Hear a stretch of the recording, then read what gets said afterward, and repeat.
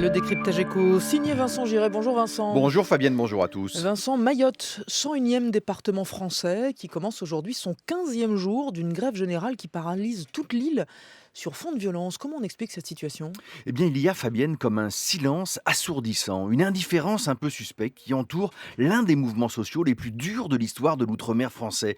Mais alors que les médias locaux évoquent désormais des scènes de guérilla urbaine, un vent d'insurrection, il est sans doute grand temps de prendre la mesure de la colère et de l'extrême désarroi qui frappe les 220 000 habitants de Mayotte. On est ici à 8 000 km de Paris, dans l'île de Mahoré, l'une des 4 îles de l'archipel des Comores, dans l'océan Indien, à mi-chemin entre le continent africain et Madagascar. Mayotte appartient à la France d'outre-mer depuis plus de 170 ans, mais elle a acquis le statut tant désiré de département français il y a tout juste 5 ans, sur décision du président Nicolas Sarkozy. Cette étape marquait l'aboutissement d'une longue revendication fortement exprimée par les élites mahoraises depuis plusieurs décennies. Cette transformation institutionnelle avait toujours été perçue comme la clé d'entrée dans la modernité sociale et économique, comme la promesse d'un État social porteur d'égalité. Mais 5 ans plus tard, c'est ce même mot, égalité, qui est au cœur de ce mouvement de grève. Alors que réclament précisément les habitants de Mayotte? L'égalité réelle, Fabienne, c'est le même slogan, comme en écho d'ailleurs au mouvement Nuit debout à Paris, mais bien sûr dans un tout autre contexte politique et social.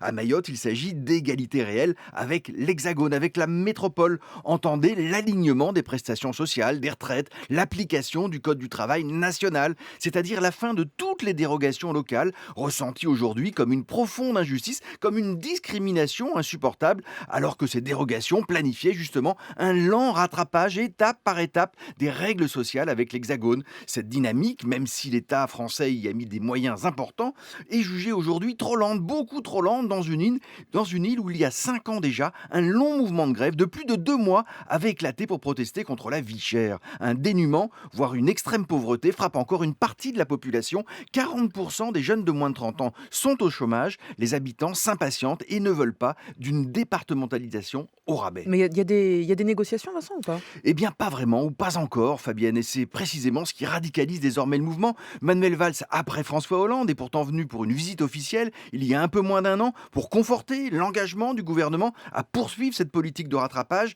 mais un rendez-vous avec une délégation syndicale de Mayotte n'est programmé, semble-t-il, que pour dans 15 jours. Le préfet sur place semble totalement dépassé par la situation. Alain Juppé a demandé hier soir au gouvernement de prendre ses responsabilités. Vu de métropole, Mayotte semble s'être mis au diapason de l'outre-mer français, agité depuis quelques années par d'importants mouvements sociaux.